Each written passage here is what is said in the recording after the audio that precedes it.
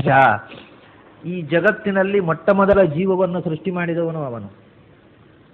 ಅವರು ಯಾರು? ಅವನು ಮೊಟ್ಟ ಮೊದಲ ಸೃಷ್ಟಿಯಾದ ಜೀವ ಅಂದರೆ ಅಜಂ ಅಂದರು. ಅಜ ಅಂತಂದರೆ ಎರಡು ಅರ್ಥ. ಅಜ ಅಂದರೆ ನಜಾಯತೆ ಇತಿ ಅಜಃ ಅಂತ, ಹುಟ್ಟು ಇಲ್ಲದವನು ಅಂತ. ಹುಟ್ಟು ಇಲ್ಲದವನು ಅಂತ ಅರ್ಥ ಅಲ್ಲ ಅಲ್ಲಿ. ಹುಟ್ಟು ಇಲ್ಲದವನಲ್ಲ, ಚತುರ್ಮುಖ ಬ್ರಹ್ಮನಿಗೂ ಹುಟ್ಟು ಇದೆ, ಆದರೂ ಅವನು ಅಜ ಅಂತ ಹೇಳ್ತಾರೆ ಅವನನ್ನು. ಅಜ ಅಂದರೆ ಭಗವಂತ ನಿಜವಾದ ಅಜ. ಮತ್ತೆ ಹುಟ್ಟು ಇಲ್ಲದವನು ಅಂತ ಅರ್ಥ ಅಲ್ಲ. ಆ ಅಂದರೆ ಅಹ ಇತಿ ಬ್ರಹ್ಮ ತತ್ರಾಗತಂ ಅಹಮಿತಿ. ಅಹ ಅಂತಂದರೆ ಅಕಾರ ಅನ್ನೋದು ಓಂಕಾರದ ಮೊದಲನೇ ಅಕ್ಷರ, ಅದು ಭಗವಂತನ ಹೆಸರು. ಆದ್ದರಿಂದ ಅಕಾರವಾಚ್ಯನಾದ ಭಗವಂತನಿಂದ ಹುಟ್ಟಿದವ ಅವನು, ಆದ್ದರಿಂದ ಅವನಿಗೆ ಅಜ ಅಂತ. ಎಲ್ಲರೂ ಭಗವಂತನಲ್ಲೇ ಹುಟ್ಟಿದವರಲ್ವಾ, ಅವನಿಗೆ ಮಾತ್ರ ಅಜ ಅಂತ ಹೆಸರು, ನಮಗೆ ಯಾಕಿಲ್ಲ? ಅದಕ್ಕೆ ಹೇಳಿದ್ರು ಅಗ್ರಜಂ, ಮೊದಲು ಹುಟ್ಟಿದವನ್ ರೀ, ಮೊದಲು ಹುಟ್ಟಿದವ ಅಂತ ಅವನಿಗೆ ಆ ಟೈಟಲ್ ಬಂತು. ಮತ್ತು ಹುಟ್ಟಿದವು, ಮತ್ತು ಸಾವಿರಾರು ಲಕ್ಷ ಲಕ್ಷ ಕೋಟಿ ಕೋಟಿ ಅನಂತ ಹುಟ್ಟಿದವು, ಅವಕ್ಕೆಲ್ಲ ಅಜ ಅಂತ ಹೆಸರು ಬರಲಿಲ್ಲ. ಭಗವಂತನಿಂದ ಸಾಕ್ಷಾತ್ ಹುಟ್ಟಿದವ, ಭಗವಂತನಿಂದ ಮೊಟ್ಟ ಮೊದಲು ಹುಟ್ಟಿದವ, ಆದ್ದರಿಂದ ಅವನು ಅಜ. ಅಕಾರವಾಚ್ಯನಾದ ಭಗವಂತನಿಂದ ಹುಟ್ಟಿದವ. ಅಷ್ಟೇ ಅಲ್ಲ, ಅಜಮ್ ಅನ್ನೋದಕ್ಕೆ ಇನ್ನೊಂದು ಎಟಿಮಾಲಜಿ ಬಂತೀಗ. ಆ ಅಂದರೆ ಅಗ್ರ, ಮೊತ್ತ ಮೊದಲು. ಆ ಈಸ್ ಅನ್ ಅಬ್ರಿವಿಯೇಷನ್ ಆಫ್ ಅಗ್ರ. ಅಜ ಅಂದರೆ ಅಗ್ರಜ ಅಂತ. ಅಜ ಅನ್ನೋ ಶಬ್ದಕ್ಕೆ ಹುಟ್ಟದವ ಅಂತ ಅರ್ಥ ಅಲ್ಲ, ಮೊದಲು ಹುಟ್ಟಿದವ ಅಂತ ಅರ್ಥ. ಅಗ್ರಜಂ ಅಜಮ್ ಅಂದರು. ಅಜ ಅನ್ನೋ ಶಬ್ದಕ್ಕೆ ಒಂದು ಹೊಸ ಎಟಿಮಾಲಜಿ ಕೊಟ್ಟರು ಆಚಾರ್ಯ. ಇಡೀ ಸಂಸ್ಕೃತ ಸಾಹಿತ್ಯದಲ್ಲಿ ಈ ಎಟಿಮಾಲಜಿ ಈ ತನಕ ಯಾರೂ ಹೇಳಲಿಲ್ಲ. ಈ ಶ್ಲೋಕದಲ್ಲಿ ಬಂದಿದೆ ಅನ್ನೋದನ್ನು ಬಹಳ ಜನ ಗುರುತಿಸಲಿಲ್ಲ. ಪ್ರಾಯ ನಾನು ಕೂಡ ಇದನ್ನು ಇವತ್ತು ಮೊದಲ ಬಾರಿ ರಿವೀಲ್ ಮಾಡ್ತಾ ಇದ್ದೇನೆ. ಅಜ ಅನ್ನೋ ಶಬ್ದಕ್ಕೆ ಅಗ್ರಜ ಅಂತ ಎಟಿಮಾಲಜಿಯನ್ನು. ಅಗ್ರದಲ್ಲಿ ಮೊಟ್ಟ ಮೊದಲು ಹುಟ್ಟಿದವ ಅಗ್ರಜ. ಅಜ ಅನ್ನೋದರ ಆದ್ಯಂತ ಅಕ್ಷರಗಳನ್ನು ತಗೊಳ್ಳಿ, ಅದು ಅಜ. ಅಗ್ರಜ ಅನ್ನೋದರದ್ದು ಆದ್ಯಂತ ತಗೊಂಡ್ರೆ ಅಜ ಆಯಿತು. ಅದರಿಂದ ಅಜ ಈಸ್ ಅನ್ ಅಬ್ರಿವಿಯೇಷನ್ ಆಫ್ ಅಗ್ರಜ. ಇಂಥದ್ದು ಬೇಕಾದಷ್ಟಿದೆ. ಈಗ ತತ್ ಅನ್ನುವಂಥದ್ದು ಭಗವಂತನ ಹೆಸರು, ಹಿಂದೆ ಹೇಳಿದ್ದೆ ನಾನು ಇದನ್ನು. ತತ್ ಅನ್ನುವಂಥದ್ದು ಭಗವಂತನ ಹೆಸರು. ಯಾಕೆ? ತತ್ is an abbreviation of Gayatri.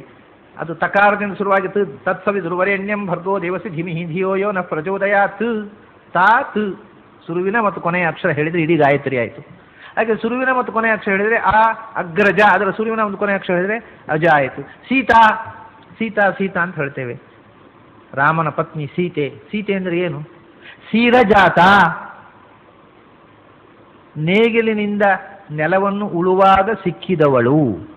ಸೀರಜಾತ ಅನ್ನೋದರ ಅಬ್ರಿವೇಷನ್ ಸೀತಾ, ಅದರ ಆಚೆ ಈಚೆ ಅಕ್ಷರ ಅಷ್ಟೇ.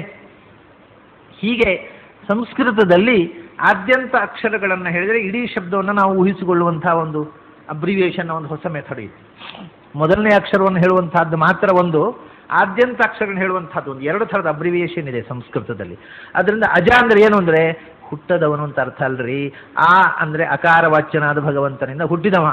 ಮತ್ತು ಹುಟ್ಟಿದವರು ಎಲ್ಲರೂ ಅಜರೇ ಅಲ್ವಾ? ನಾವು ಭಗವಂತನಿಂದ ಹುಟ್ಟಿದವರು, ಎಲ್ಲರೂ ದೇವರ ಮಕ್ಕಳು. ಬ್ರಹ್ಮಣ ಸೃಷ್ಟ ಪೂರ್ವಂ ಹಿ, ಭಾರತದಲ್ಲೇ ಹೇಳ್ತಾರೆ ನವರ ನಾನಾಂ ವಿಭೇದೋಸ್ತಿ ಸರ್ವಂ ಬ್ರಾಹ್ಮವಿದಂ ಜಗತ್ ಬ್ರಹ್ಮಣ ಸೃಷ್ಟ ಪೂರ್ವಂ ಹಿ ಕರ್ಮಣ ವರ್ಣತಾಂಗತಾಹ. ಈ ಜಾತಿಗಳನ್ನು ವಿಭಾಗ ಮಾಡಿಕೊಂಡು ಒಬ್ಬನನ್ನ ಮೇಲು ಒಬ್ಬರನ್ನ ಕೀಳು ಅಂತ ನೋಡಬೇಡಿ, ಎಲ್ಲರೂ ದೇವರ ಮಕ್ಕಳು.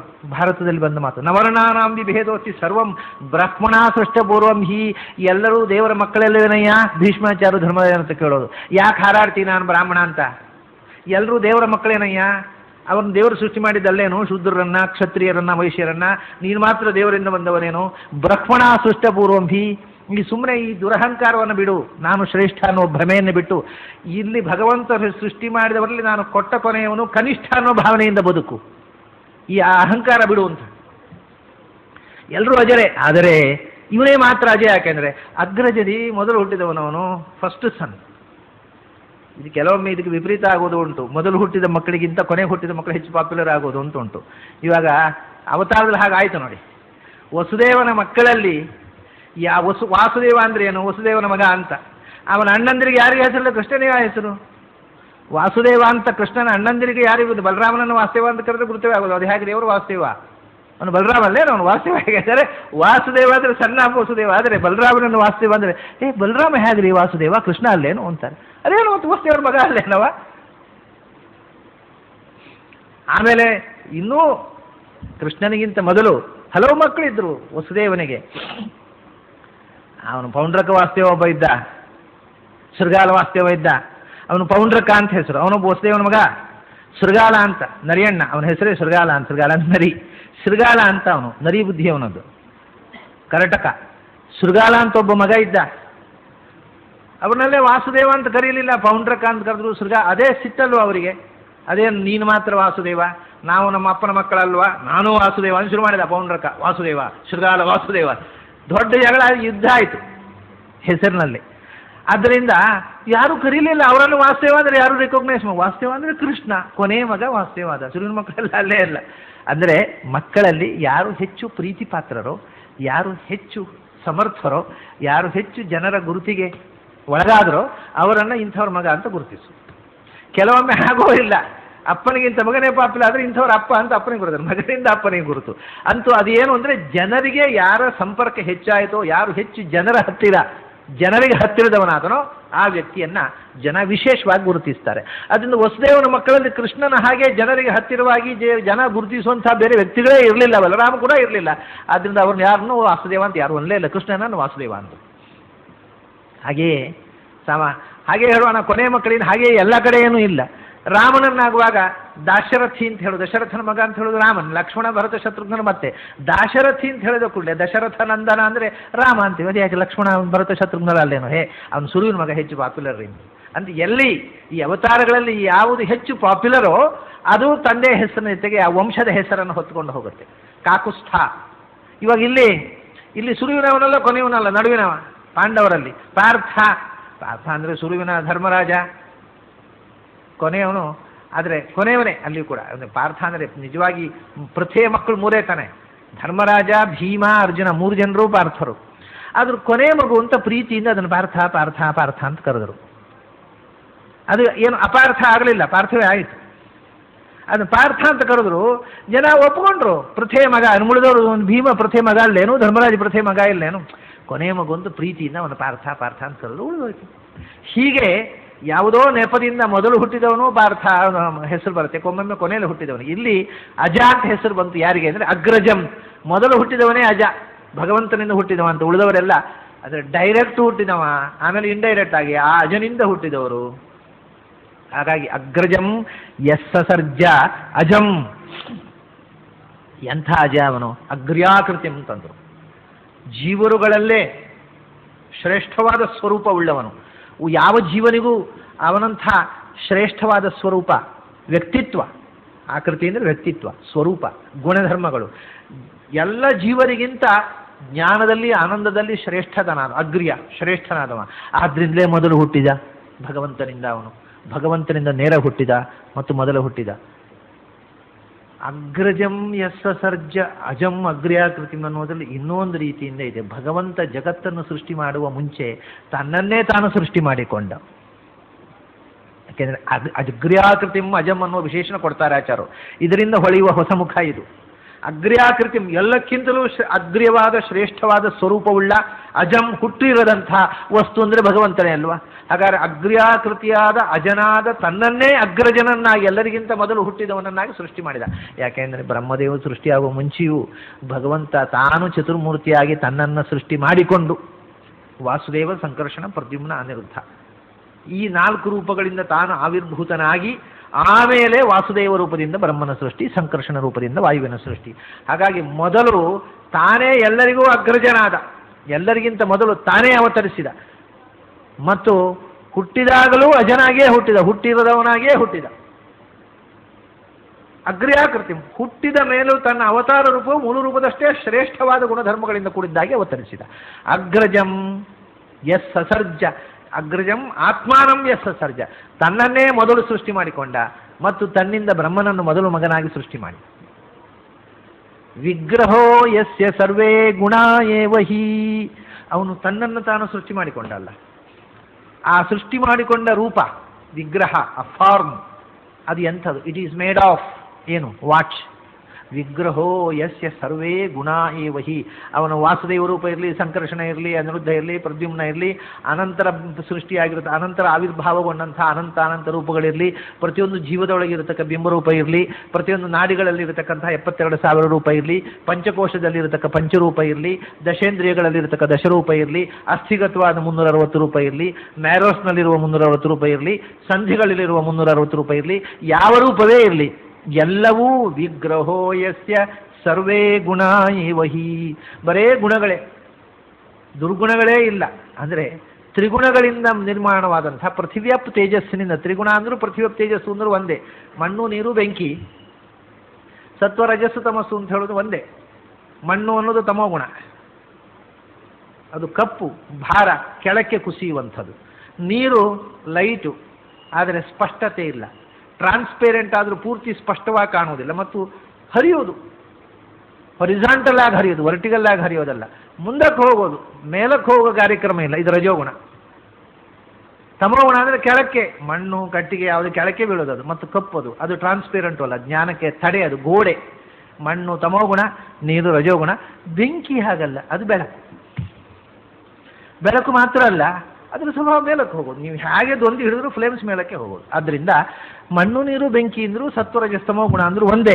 ಈ 3 ಗುಣಗಳಿಂದ, 3 ಪದಾರ್ಥಗಳಿಂದ, 3 ಎಲಿಮೆಂಟ್ಗಳಿಂದ ಪ್ರಪಂಚ ಆಗಿದೆ. ಆದರೆ ಭಗವಂತ ಸತ್ವರಜಸ್ತಮೋ ಗುಣಗಳಿಂದ ಅಲ್ಲ, ಸರ್ವೇ ಗುಣ. ಈ 3 ಗುಣಗಳಿಂದ ಅತೀತವಾಗಿರೋದಕ್ಕೆ ಎಲ್ಲ ಗುಣಗಳು.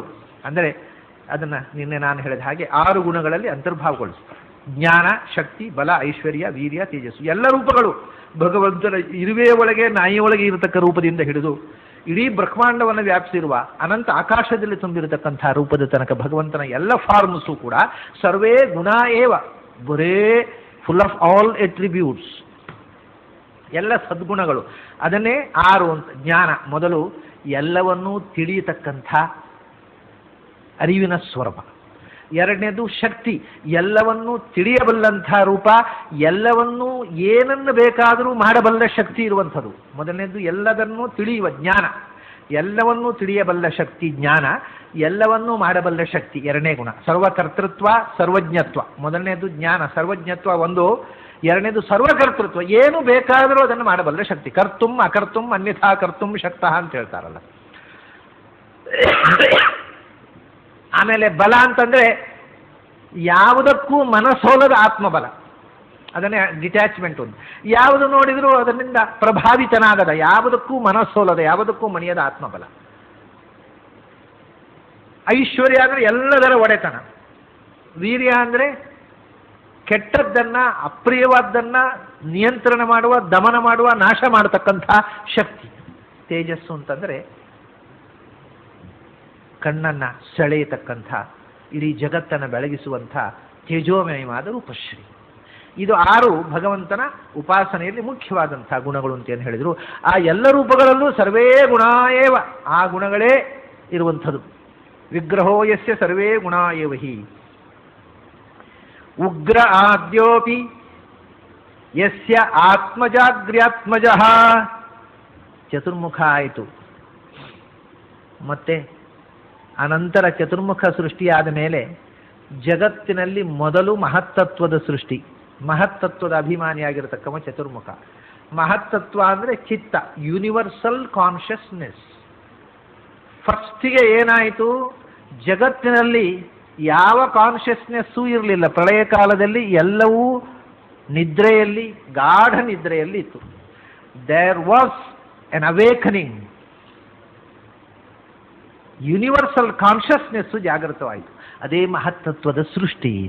ಅದನ್ನು ನಿಯಂತ್ರಿಸ್ತಕ್ಕಂಥ ತತ್ವ ಚತುರ್ಮುಖ ಬ್ರಹ್ಮ. ಮೊದಲು ಮಹತ್ತತ್ವ ಸೃಷ್ಟಿಯಾಯಿತು. ಮಹತ್ತತ್ವ ಶರೀರಿಯಾಗಿರ್ತಕ್ಕ ಮೊದಲನೇ ಮಗ ಅಗ್ರಜ ಹುಟ್ಟಿದ. ಆಮೇಲೆ ಮಹತ್ತತ್ವದಿಂದ ನಾನು ಅನ್ನುವಂಥದ್ದು, ಅವೇರ್ನೆಸ್ ಆಫ್ ದ ಸೆಲ್ಫ್, ನಾನು ಅನ್ನುವ ಅರಿವು ಜಾಗೃತವಾಗಬೇಕು. ಆ ನಾನು ಅನ್ನುವ ಅರಿವು ಜಾಗೃತವಾಗತಕ್ಕಂಥದ್ದು ಎರಡನೇದು ಅಹಂಕಾರ ತತ್ವದ ಸೃಷ್ಟಿಯಿಂದ. ಈ ಅಹಂಕಾರ ತತ್ವ ಸೃಷ್ಟಿಯಾಯಿತು. ಅದನ್ನು ಅಹಂಕಾರ ತತ್ವದ ಶರೀರದಲ್ಲಿ ರೂಪುಗೊಂಡ ಚೇತನ ಶಿವ, ಅಹಂಕಾರ ತತ್ವದ ಅಭಿಮಾನಿಯಾಗಿರತಕ್ಕಂಥ ರುದ್ರ. ಹಾಗಾಗಿ ಮೊದಲು ಬ್ರಹ್ಮನ ಮಹತ್ತತ್ವದ ಸೃಷ್ಟಿ, ಅನಂತರ ಶಿವನ ಅಹಂಕಾರ ತತ್ವದ ಸೃಷ್ಟಿ, ಹೀಗೆ ಸೃಷ್ಟಿ ಕ್ರಮ ಇದೆ. ಅದನ್ನೇ ಹೇಳಿದರು ಜಗತ್ತಿಗೆಲ್ಲೋ ಮೂಲ ಪುರುಷ ಶಿವ ಅಂತಂದರೆ. ಅಹಂಕಾರ ತತ್ವದಿಂದ ಸಮಸ್ತ ದೇವತೆಗಳ ಸೃಷ್ಟಿ, ಇಂದ್ರಿಯಾಭಿಮಾನ ದೇವತೆಗಳ ಸೃಷ್ಟಿ. ಅಹಂಕಾರ ತತ್ವದಿಂದ ಪಂಚಭೂತಗಳ ಸೃಷ್ಟಿ, ಪಂಚಭೂತಗಳಿಂದ ಬ್ರಹ್ಮಾಂಡದ ಸೃಷ್ಟಿ. ಇನ್ನೂ ಬ್ರಹ್ಮಾಂಡ ಸೃಷ್ಟಿಯಾಗಿಲ್ಲ, ಬ್ರಹ್ಮಾಂಡದೊಳಗಿನಿಂದ ಪಿಂಡಾಂಡಗಳ ಸೃಷ್ಟಿಯಾಗಿಲ್ಲ, ಏನೂ ಸೃಷ್ಟಿಯಾಗಿಲ್ಲ. ಅಂಥ ಸಮಯದಲ್ಲೂ ಇದ್ದವ ಶಿವ. ಅಂಥ ಶಿವನೂ ಕೂಡ ಉಗ್ರಹ ಆದ್ಯೋಪಿ ಯಸ್ಯ, ಆದ್ಯ ಎಲ್ಲ ಪ್ರಪಂಚಕ್ಕೂ ಮೊದಲಿರುವವ, ಬ್ರಹ್ಮಾಂಡಕ್ಕಿಂತಲೂ ಮೊದಲು. ಬರೇ ಜೀವಜಾತಗಳಲ್ಲ, ಇನ್ನು ಬ್ರಹ್ಮಾಂಡ ಸೃಷ್ಟಿಯೇ ಶಿವನಿಂದ ಆದದ್ದು. ಶಿವನು ಪಂಚಭೂತಗಳನ್ನು ಸೃಷ್ಟಿ ಮಾಡಿದ, ಪಂಚಭೂತಗಳಿಂದ ಪ್ರಪಂಚ ಸೃಷ್ಟಿಯಾಯಿತು. ಈ ಜಗತ್ತೇ ಸೃಷ್ಟಿಯಾಗುವ ಮುಂಚೆ ಇದ್ದಂಥವನು ಯಾರೋ, ಅವನ ಹೆಸರು ಉಗ್ರಹ ಅಂತ. ಉಗ್ರಹ ಅಂದರೆ ಶಿವನ ಆಸ್ಪೆಕ್ಟನ್ನು ತಿಳಿಸುವಂಥದ್ದು. ಅವನು ಶಿವ ಅಂತ ಹೆಸರು ಇದೆ ಅವನಿಗೆ, ಶಂಕರ ಅಂತ ಹೆಸರು ಇದೆ. ಶಿವ ಅಂದರೆ ಆನಂದ ಸ್ವರೂಪ, ಶಂಕರ ಅಂದರೆ ಆನಂದವನ್ನು ಕೊಡುವ. ಆದರೆ ಅವನು ರುದ್ರ, ಉಗ್ರ ಅನ್ನೋದು ಹೆಚ್ಚು ಪರಿಚಿತವಾದ ಶಬ್ದ ಅವನದು. ಅವನು ಜಗತ್ತನ್ನು ನಾಶ ಮಾಡತಕ್ಕಂಥ ಒಂದು ಆಸ್ಪೆಕ್ಟ್ ಅದು. It is A destructive force. ಯಾಕೆಂದರೆ ಅವನು ತಮೋಗುಣಮಾನಿ, ಬ್ರಹ್ಮದೇವರು ರಜೋಗುಣಮಾನಿ. ರಜಸ್ಸಿನಿಂದ ಸೃಷ್ಟಿ ಮಾಡತಕ್ಕಂಥ ಶಕ್ತಿಯನ್ನು ಸೃಷ್ಟಿ ಮಾಡಿದ ಭಗವಂತ. ಸೃಷ್ಟಿ ಮಾಡುವ ಶಕ್ತಿಯನ್ನು ಸೃಷ್ಟಿ ಮಾಡಿದ. ಆಮೇಲೆ ಸೃಷ್ಟಿಯಾದದ್ದಕ್ಕೊಂದು ವ್ಯವಸ್ಥೆ ಆಗಬೇಕಲ್ಲ, ಅದಕ್ಕೆ ಸಂಹಾರ ಮಾಡುವ ಶಕ್ತಿಯನ್ನು ಸೃಷ್ಟಿ ಮಾಡಿದ.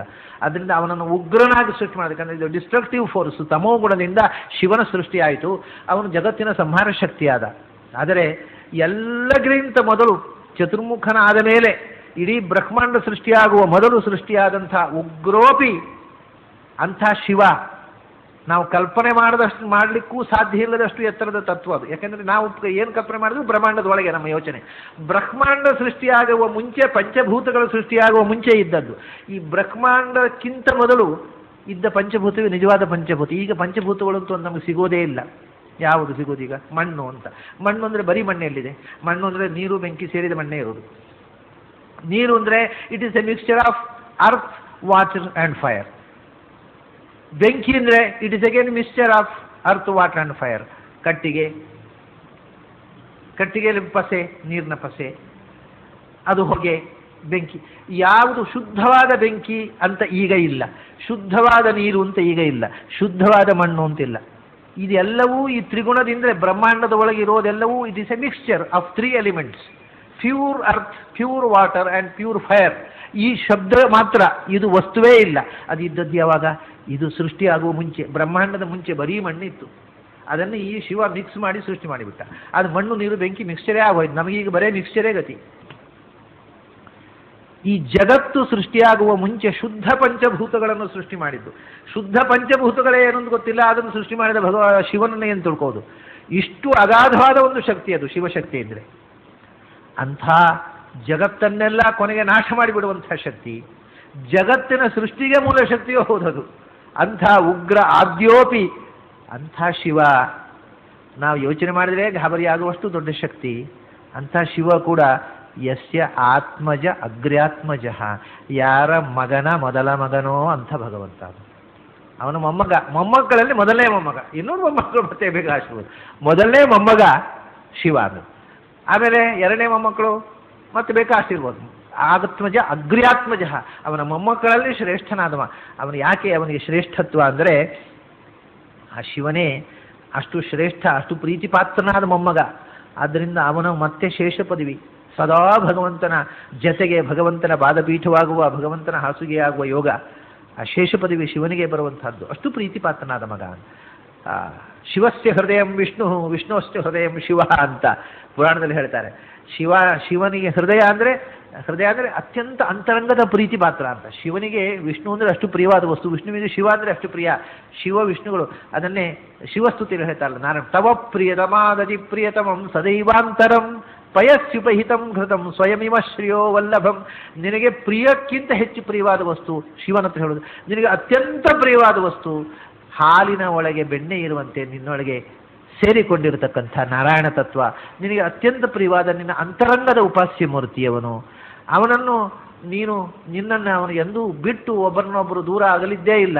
ಆದರೆ ನಿಮ್ಮ ಭಕ್ತರು ಯಾಕೆ ಒಬ್ಬರನ್ನೊಬ್ಬರು ಬಿಟ್ಟು ದೂರ ಹೋಗ್ತಾರೆ ಅಂತ ಗೊತ್ತಿಲ್ಲ ಅಂತ ನಾರಾಯಣ ಪಂಡಿತರು ಜಗಳಾಡಿಕೊಳ್ತಾರೆ, ಯಾಕೆ ಗೊತ್ತಾಗೋಲ್ಲ ಅಂತ.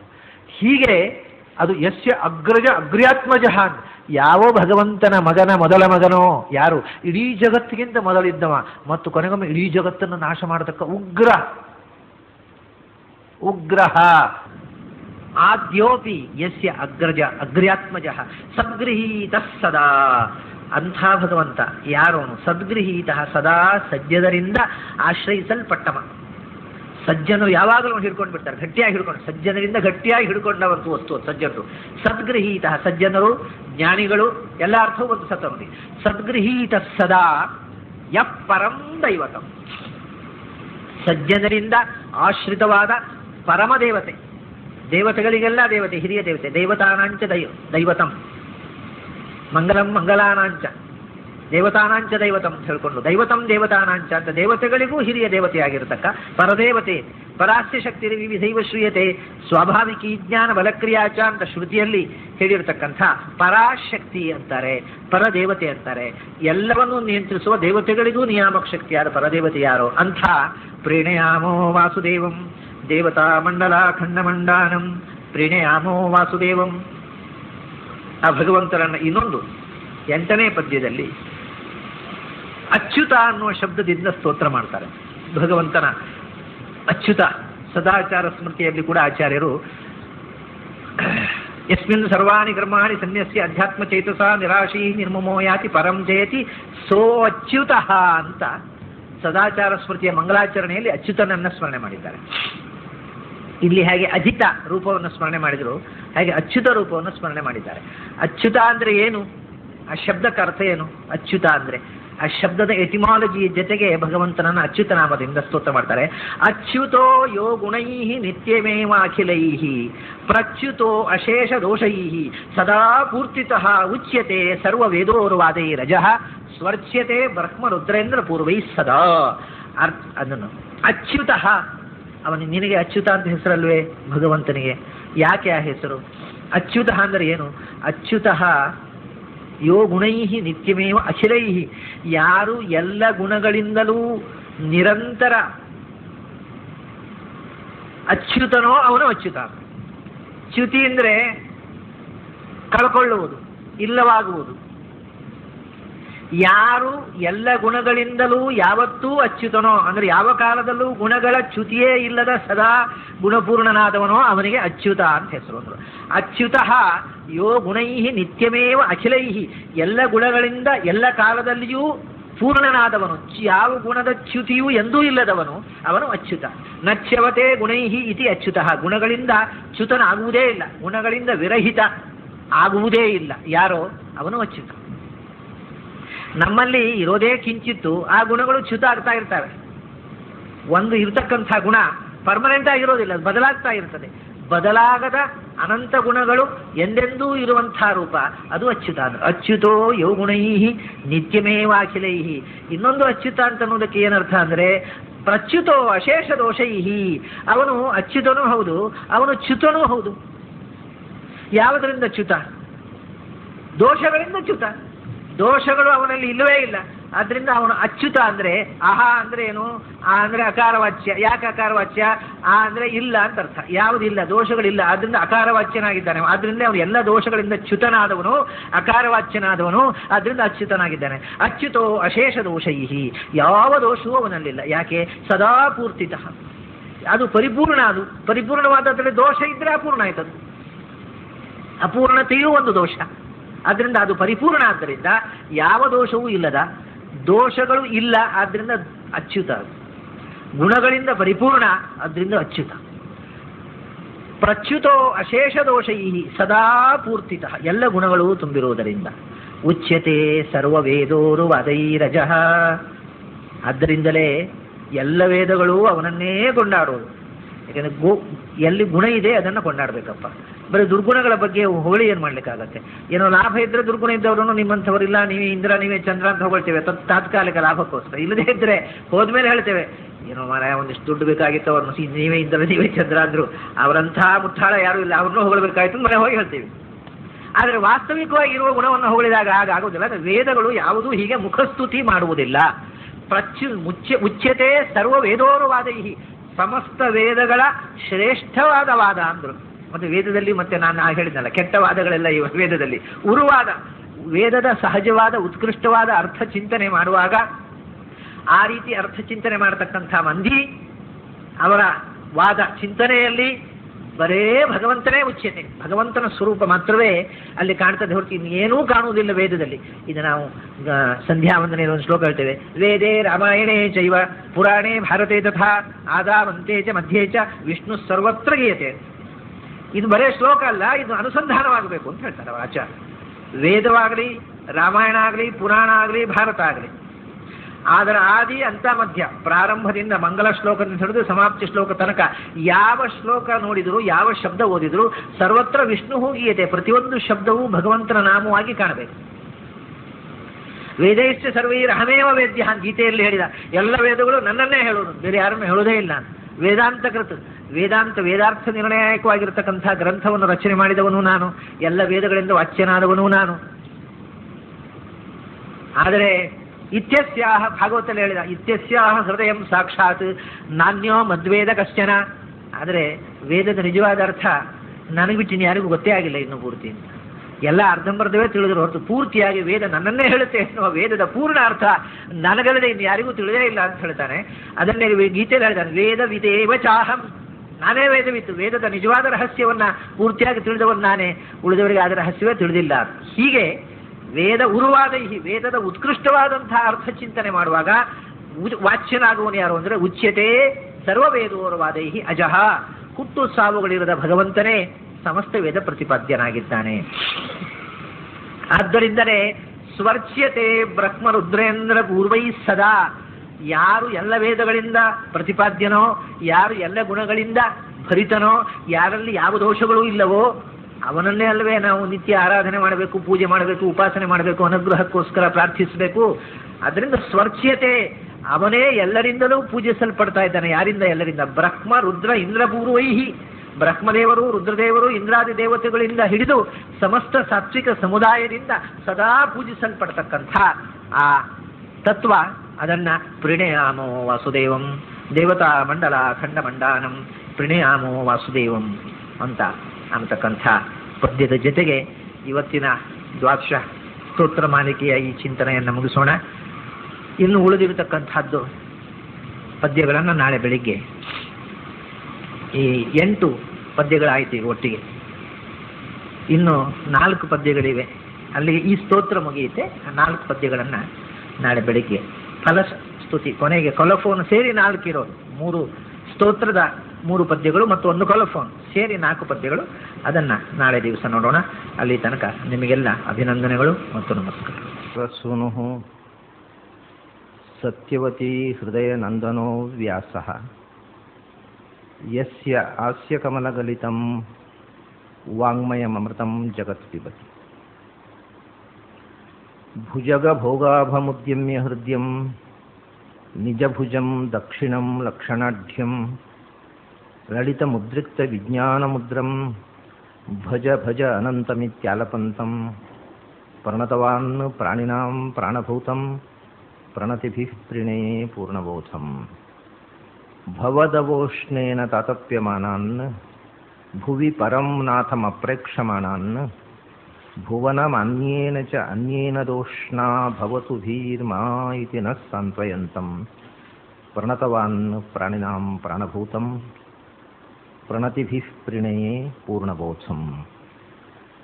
ನನ್ನ ಅಧ್ಯಾತ್ಮ ಬಂಧುಗಳೇ, ಆಚಾರ್ಯರ ವಾಸುದೇವ ಸ್ತುತಿಯ 8 ಮಂತ್ರಗಳನ್ನು 8 ಪದ್ಯಗಳನ್ನು ನಾವು ಈ ಮೊದಲು ನೋಡಿದ್ದೇವೆ.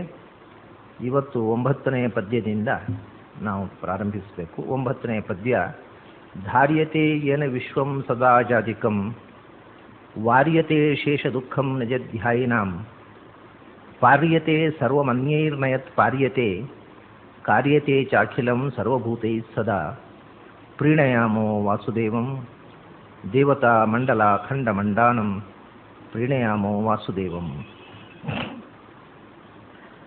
ಧಾರ್ಯತೆ ಯೇನ ವಿಶ್ವಂ ಸದಾ ಜಾಧಿಕಂ, ಇಡೀ ವಿಶ್ವವನ್ನು ಧಾರಣೆ ಮಾಡಿದಂಥ ಶಕ್ತಿ, ಜಗತ್ತನ್ನು ಪಾಲನೆ ಮಾಡತಕ್ಕ ನಿಯಮನ ಮಾಡತಕ್ಕಂಥ ಶಕ್ತಿ.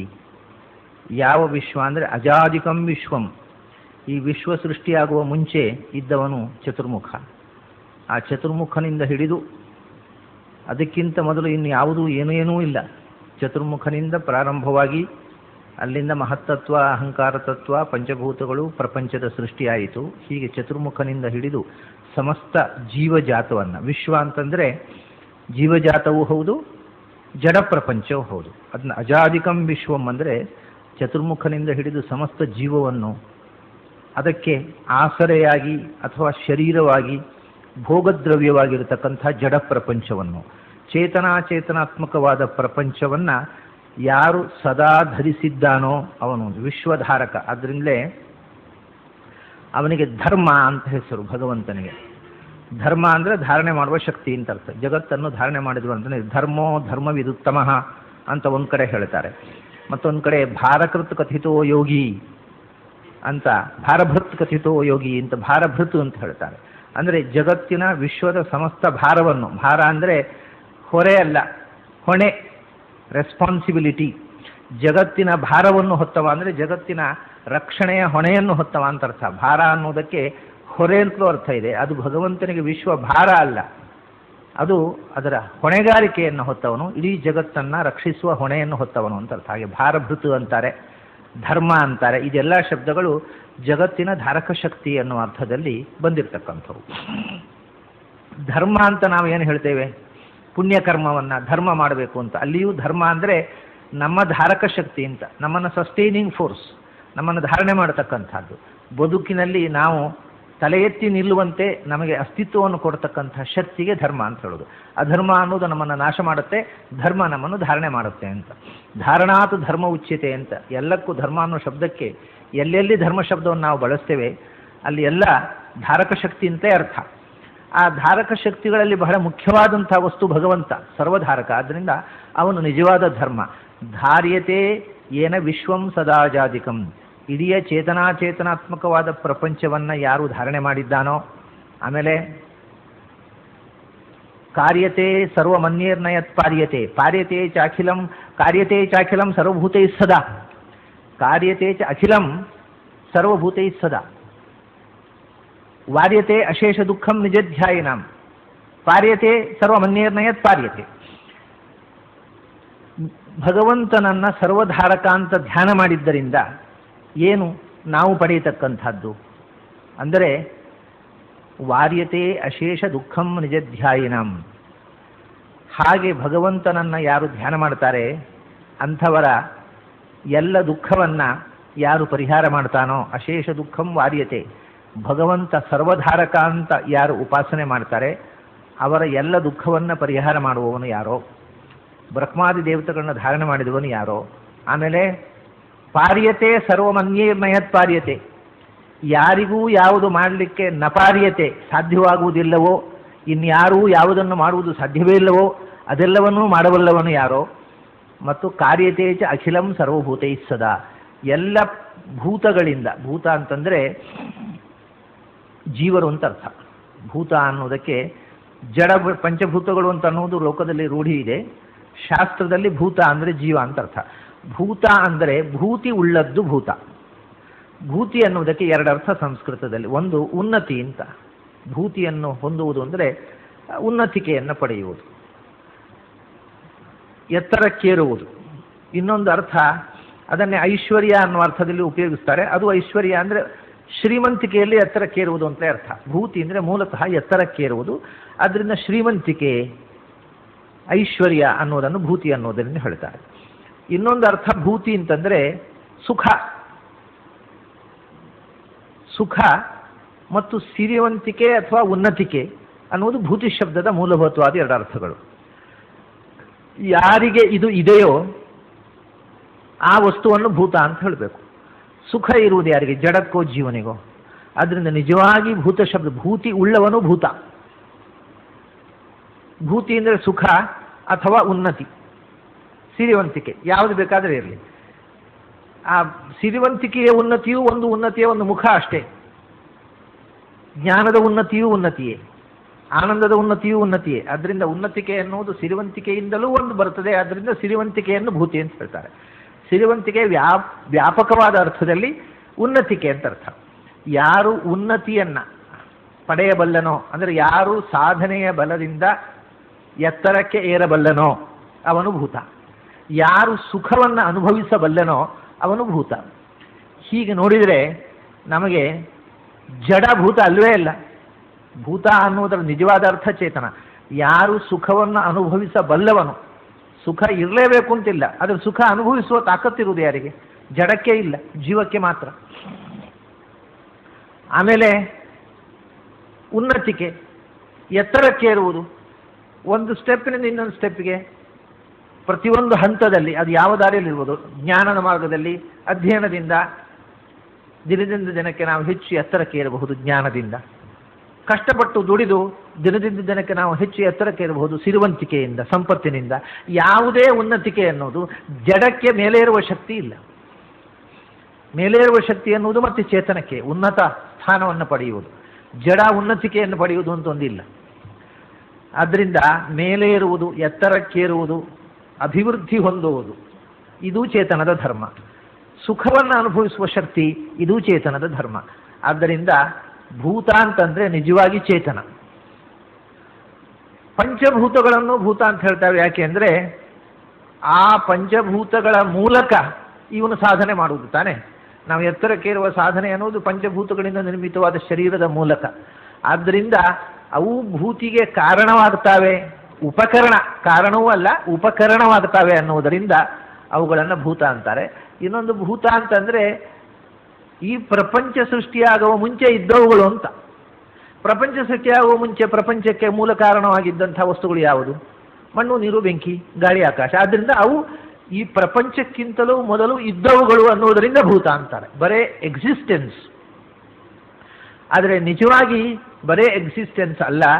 ಭೂತಿ ಅಂದರೆ ಆನಂದ ಮತ್ತು ಎತ್ತರಕ್ಕೇರುವ ಅಭಿವೃದ್ಧಿ ಹೊಂದುವ ಶಕ್ತಿ, ಅದು ಉಳ್ಳವನು ಭೂತ. ಅಂದರೆ ನಿಜವಾದ ಅರ್ಥ ಭೂತ ಅಂದರೆ ಜೀವ. ಸರ್ವಭೂತೈ ಕಾರ್ಯತೆ ಚ ಅಖಿಲಂ ಸರ್ವಭೂತೈ ಸದಾ.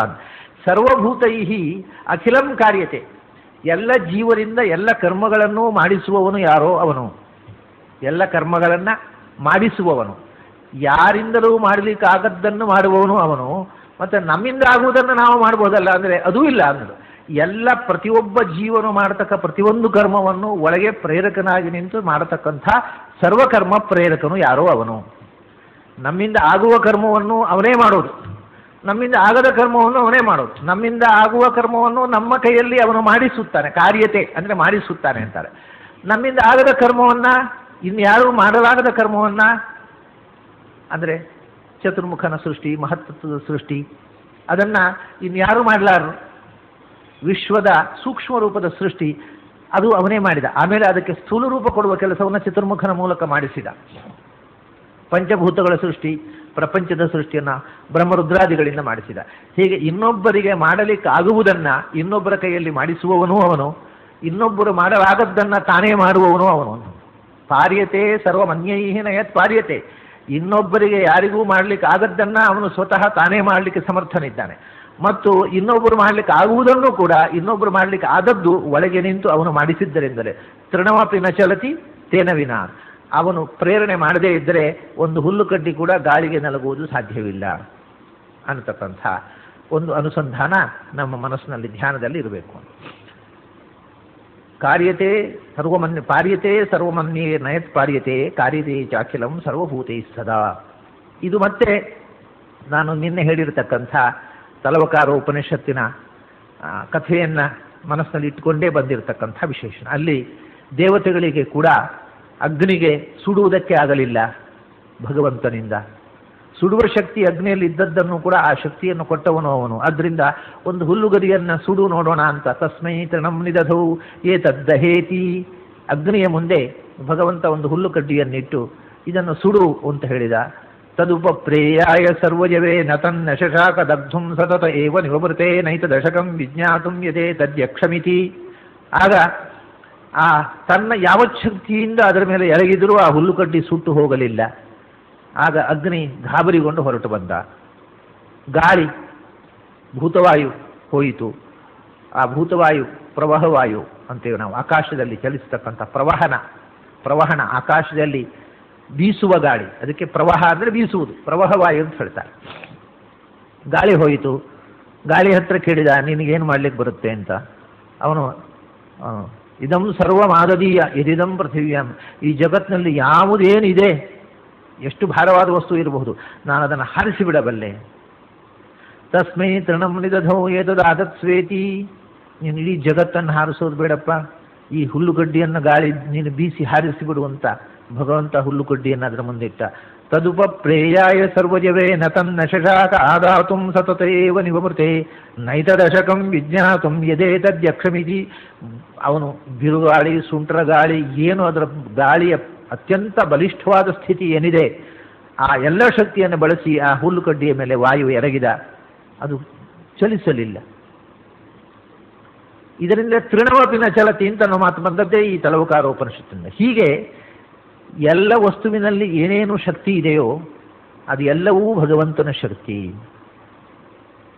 ನ ತದಸ್ತಿ ವಿನಾಯತ್ಸ್ಯಾನ್ ಮಯಾಭೂತಂ ಚರಾಚರಂ ಅಂತ ಅದಕ್ಕೋಸ್ಕರವೇ ಕೃಷ್ಣ ಗೀತೆಯಲ್ಲಿ ಹೇಳಿದ. ಪ್ರಪಂಚದಲ್ಲಿ ಚರಾಚರಾತ್ಮಕವಾದ ಯಾವ ವಸ್ತುವು ನನ್ನಿಂದ ಒಳಗಿನಿಂದ ನಿಯಂತ್ರಿತವಾಗದೆ ತಾನೇ ತಾನಾಗಿರುವ ವಸ್ತು ಯಾವುದೂ ಇಲ್ಲ.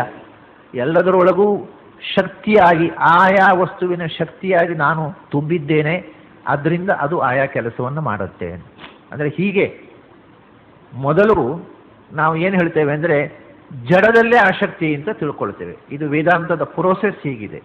ಜಡದಲ್ಲೇ ಶಕ್ತಿ, ಬೆಂಕಿ ಸುಡುತ್ತೆ, ಅದು ಜಡವಾದ ಬೆಂಕಿಯ ಶಕ್ತಿ. ನೀರು ಹರಿಯುತ್ತೆ, ಅದು ಜಡವಾದ ನೀರಿನ ಶಕ್ತಿ. ಮಣ್ಣಿನಲ್ಲಿ ಕಂಪು, ಮೂಗಿಗೆ ಆಸ್ವಾದವನ್ನು ಕೊಡತಕ್ಕಂಥ, ಮೂಗಿಗೆ ಕಂಪು ಹೊಡೆಯುವಂಥ ಶಕ್ತಿ, ಅಥವಾ ಯಾವುದೇ ಒಂದು ಬೀಜ ಬಿತ್ತಿದರೆ ಬೆಳೆಸುವ ಶಕ್ತಿ, ಚಿಗುರೋದು, ಅದು ಮಣ್ಣಿನಲ್ಲಿ. ಆದ್ದರಿಂದ ಮಣ್ಣಿನಲ್ಲಿ ಆ ಶಕ್ತಿ ಇದೆ ಅಂತ ನಾವು ಹೇಳ್ತೇವೆ.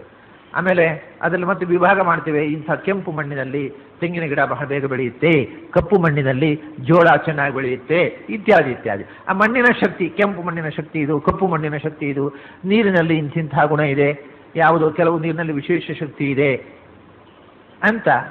ಎಲ್ಲ ನೀರಿನಲ್ಲಿ ಎಲ್ಲ ಕಡೆಯ ನೀರು ಒಂದೇ ಥರ ಇರೋದಿಲ್ಲ, ಒಂದೊಂದು ಕಡೆಯ ನೀರಿನಲ್ಲಿ ಒಂದೊಂದು ವಿಶೇಷ ಶಕ್ತಿ ಇದೆ. ಆಮೇಲೆ ಅದರ ರುಚಿಯೂ ಬೇರೆ ಬೇರೆ ಇದೆ. ಆ ರುಚಿ, ಆ ಶಕ್ತಿ ಆ ನೀರಿನದ್ದೊಂದು. ಸಮುದ್ರದ ನೀರು ಉಪ್ಪಿದೆ, ಸಮುದ್ರದ ಪಕ್ಕದಲ್ಲೇ ತೋಡಿದ ಬಾವಿಯ ನೀರು ಸಿಹಿ ಇರುತ್ತೆ. ಸಮುದ್ರದಿಂದ 100 ಮೈಲು ದೂರ ಇರತಕ್ಕಂಥ ಮನೆಯಲ್ಲಿ ಬಾವಿ ತೋಡಿದ್ರೆ ಅದು ಸೌಳಾಗಿರುತ್ತೆ. ಇದು ಅದರದ್ದೇ ಗುಣ, ಆ ನೀರಿನ ಸ್ವಭಾವ. ಏನು ಮಾಡ್ಲಿಕ್ಕೆ ಬರುತ್ತೆ, ಅದು ಅದರದ್ದು ಕ್ವಾಲಿಟಿ ಅಂತ. ಹೀಗೆ ಪ್ರತಿಯೊಂದು, ಬೀಸುವುದು ಗಾಳಿಯ ಸ್ವಭಾವ, ಸುಡುವುದು ಬೆಂಕಿಯ ಸ್ವಭಾವ, ಇದೆಲ್ಲ ಅದರದ್ದು ಸ್ವಭಾವ. ಜಡದ ಸ್ವಭಾವ ಅಂದರೆ ಜಡದ ಸ್ವಭಾವ, ಜಡದ ಶಕ್ತಿ ಅಂತ ಸಹಜವಾಗಿ ಮೊದಲ ನೋಟಕ್ಕೆ ನಮಗೆ ಕಾಣುವಂಥ. ಇವತ್ತು ಎಲ್ಲ ವೈಜ್ಞಾನಿಕ ಚಿಂತನೆಯು ಈ ನೆಲೆಯಲ್ಲೇ ಬೆಳೆದದ್ದು. ಜಡದಲ್ಲಿ ಆ ಶಕ್ತಿ ಇದೆ, ಏನು ಶಕ್ತಿ ಇದೆ, ಹೇಗೆ ಬಂತು, ಏನಾಯಿತು, ಇದರ ವಿವರಣೆ. ಅಂದರೆ ಮಟೀರಿಯಲ್ ಸೈನ್ಸ್, ಅಧಿಭೌತ ವಿಜ್ಞಾನ. ಆದರೆ ಪ್ರಾಚೀನರು ಯೋಚನೆ ಮಾಡಿದರು, ಜಡಕ್ಕೆ ಸ್ವತಃ ಯಾವ ಶಕ್ತಿಯೂ ಇಲ್ಲ, ಆದ್ದರಿಂದ ಜಡದಲ್ಲಿ ಆ ಶಕ್ತಿ ಇರಬೇಕಾಗಿದ್ದರೆ ಅದರ ಹಿಂದೆ ಒಂದು ಚೇತನ ಇರಬೇಕು. ಆದ್ದರಿಂದ ಹರಿಯುವ ನೀರಿನಲ್ಲಿ, ಉರಿಯುವ ಬೆಂಕಿಯಲ್ಲಿ, ಬೀಸುವ ಗಾಳಿಯಲ್ಲಿ, ಬೀಜ ಬಿತ್ತಿದರೆ ಚಿಗುರಿಸುವ ನೆಲದಲ್ಲಿ ಅಂಥ ಒಂದು ವಿಶೇಷ ಶಕ್ತಿಯನ್ನು ಕೊಡತಕ್ಕ ಒಂದು ಚೇತನ ಇರಬೇಕು ಅಂತ ತೀರ್ಮಾನ. ಇದು ಬರಿಯ ಜಡದ ಗುಣ ಅಲ್ಲ ಅಂತ. ಇದು ಅಭಿಮಾನ, ಅಧಿದೈವ ವಿಜ್ಞಾನ ಅಂತಲ್ಲಿ ಬಂತು. ಅದಕ್ಕೊಂದೊಂದು ವಸ್ತುವಿನಲ್ಲೂ ಒಂದೊಂದು ದೇವತೆ ಇದೆ. ಆಮೇಲೆ ಅವರ ಯೋಚನೆ ಬಂತು, ಈ ದೇವತೆಗಳಿಗೂ ಈ ಶಕ್ತಿಯಲ್ಲಿಂದ ಬಂತು. ಮಣ್ಣಿನಲ್ಲಿರತಕ್ಕಂಥ ದೇವತೆ, ನೀರಿನಲ್ಲಿರತಕ್ಕ ದೇವತೆ, ಅದು ಒಂದೊಂದು ವಸ್ತುವಿನಲ್ಲಿ ಒಂದೊಂದು ರೀತಿಯ ಶಕ್ತಿಯನ್ನು ಅದರಲ್ಲಿ ಪಡೆದದ್ದು. ಆ ದೇವತೆಗೆ ಆ ಶಕ್ತಿ, ಸುಡುವ ಶಕ್ತಿ ಅಗ್ನಿಗೆ, ಬೀಸುವ ಶಕ್ತಿ ಗಾಳಿಗೆ ಯಾಕೆ ಬಂತು? ಅದೇ ಸರ್ವಸ್ವತಂತ್ರ ಆಗಿರುವುದು ಸಾಧ್ಯ ಇಲ್ಲ. ಇವೆಲ್ಲ ಮಣ್ಣು, ನೀರು, ಬೆಂಕಿ ಹೇಗೆ ಡಿಪೆಂಡೆಂಟ್ ರಿಯಾಲಿಟೀಸೋ, ಅದನ್ನು ನಿಯಂತ್ರಿಸುವ ಶಕ್ತಿಗಳು ಡಿಪೆಂಡೆಂಟ್ ರಿಯಾಲಿಟಿಯೇ ಇರಬೇಕು. ಹಾಗಾದರೆ ಇದೆಲ್ಲವನ್ನೂ ನಿಯಂತ್ರಿಸುವ ಈ ಎಲ್ಲ ಶಕ್ತಿಗಳಿಗೂ ಶಕ್ತಿ ನೀಡಿದ ಒಂದು ಪರಾಶಕ್ತಿ ಇರಬೇಕು. ಅದನ್ನು ದೇವರು ಇದೇ ಅಧಿಯಜ್ಞ ವಿಜ್ಞಾನ. ಹೀಗೆ ಅಧಿಭೂತ ವಿಜ್ಞಾನದಿಂದ ಅಂದರೆ ಮಟೀರಿಯಲ್ ಸೈನ್ಸಿನಿಂದ non material science, spiritual science, metaphysical science ಇದೆಲ್ಲ ಬೆಳೆದು ಬಂತು. ಅದನ್ನೇ ಆಚಾರ್ಯರು ಹೇಳುವುದಿಲ್ಲಿ. ಈ ವಸ್ತುವಿನಲ್ಲಿ ಶಕ್ತಿ ಕಾಣುತ್ತೆ ನಿಮಗೆ. ಆ ಶಕ್ತಿ ಇರುವಂಥದ್ದು ಅದರೊಳಗಿರತಕ್ಕಂಥ ಅಭಿಮಾನಿ ದೇವತೆಗಳಿಂದ. ಆ ಅಭಿಮಾನಿ ದೇವತೆಗಳಿಗೂ ಶಕ್ತಿ ಕೊಟ್ಟು ಅವರಿಂದಲೂ ಮಾಡಿಸುವವನು ಕಾರ್ಯತೆ ಸರ್ವಮನ್ಯೈ ಕಾರ್ಯತೆ ಅಖಿಲಂ ಸರ್ವಭೂತೈ, ಎಲ್ಲ ಭೂತಗಳ ಅಭಿಮಾನಿ ದೇವತೆಗಳಿಂದ ಎಲ್ಲ ಕೆಲಸವನ್ನು ಮಾಡಿಸುವವನು ಅವನು.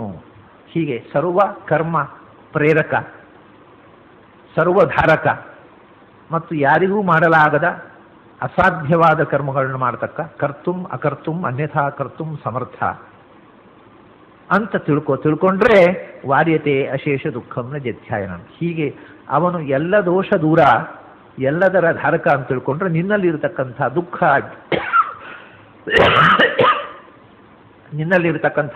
ಅಜ್ಞಾನ ಮುಂತಾದ ಸಮಸ್ತ ದುರಿತಗಳನ್ನು, ದೋಷಗಳನ್ನು, ದುಃಖದ ಸರಮಾಲೆ, ಅನಾದಿ ಕಾಲದಿಂದ ಇದ್ದ ದುಃಖದ ಸರಮಾಲೆಗೆ ಕೊನೆಗಾಣಿಸ್ತಕ್ಕಂಥ ಶಕ್ತಿ ಅವನಾಗ್ತಾನೆ ಅಂತ ಅನುಸಂಧಾನ ಮಾಡು. ಅಂಥ ಪ್ರಣಯಾಮೋ ವಾಸುದೇವಂ ದೇವತಾ ಮಂಡಲಾಖಂಡಮಂಡಾನಂ ಪ್ರಣಯಾಮೋ ವಾಸುದೇವಂ.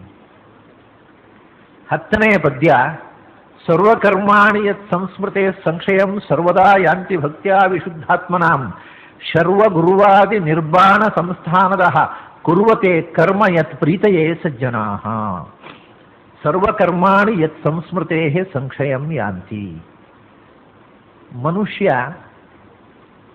ಬದುಕುವುದು ಅಂತಂದ್ರೆ ಕರ್ಮಗಳನ್ನು ಮಾಡ್ತಾ ಇರೋದು, ನಿಷ್ಕ್ರಿಯನಾಗಿ ಇರುವುದಕ್ಕೆ ಆಗುವುದಿಲ್ಲ. ನಾವು ಬದುಕ್ತಾ ಇದ್ದೇವೆ ಅಂದ್ರೆ ಏನನ್ನಾದರೂ ಮಾಡ್ತಾ ಇದ್ದೇವೆ ಅಂತ.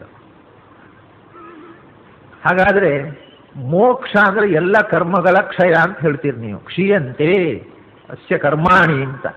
ಅದು ಕ್ಷಯ ಆಗುವುದು ಹೇಗೆ? ಕರ್ಮಗಳು ಬದುಕುವುದು ಅಂದರೆ ಸತ್ತ ಮೇಲೆ ಸಾಧನೆ ಮಾಡಲಿಕ್ಕೆ ಆಗೋದಿಲ್ಲ. ಮೋಕ್ಷಕ್ಕೆ ಬೇಕಾದ ಸಾಧನೆ ಮಾಡುವುದೂ ಒಂದು ಕರ್ಮವೇ ಅಲ್ವಾ? ಕರ್ಮದಿಂದ ಬಿಡುಗಡೆಗೊಳ್ಳುವುದು ಹೇಗೆ? ಕರ್ಮ ಅನ್ನುವುದು ಇನ್ನೊಂದು ಕರ್ಮಕ್ಕೆ ಸಾಧನವಾಗತ್ತೆ. ಒಂದು ಕರ್ಮ ಮಾಡ್ತಾನೆ, ನಾನು ಮೊನ್ನೆ ಹೇಳಿದ್ನಲ್ಲ, ಒಂದು ಬಾರಿ ಹುಟ್ಟಿದರೆ ಆ ಜನ್ಮದಲ್ಲಿ